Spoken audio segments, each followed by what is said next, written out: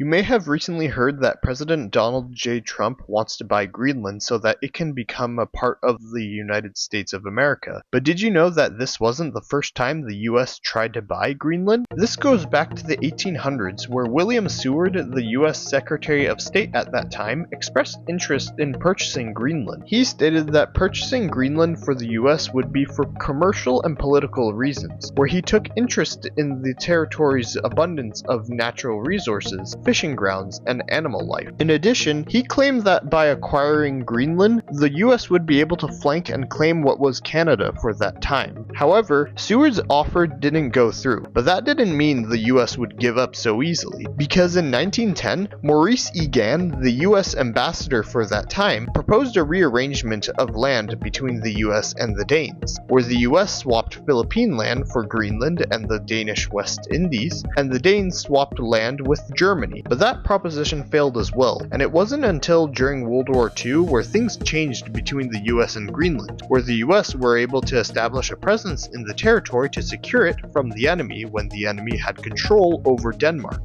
But the US's issue still remained. The entirety of Greenland still didn't belong to the US, and that's when their interest sprung up again after World War II and when the Cold War was brewing, where the US sought to buy Greenland as a necessity for their military and safety against the Soviet Union. But once again, the demand was rejected, but this time it was by the Danish government. And here we are now, in 2025, where Trump is looking at Greenland with a lot of money on his hands, a lot of plans on his mind, and a lot of demands on his tongue. But once again, it has been openly stated that Greenland is not for sale, as the Prime Minister of Greenland has stated that the territory belongs to its people.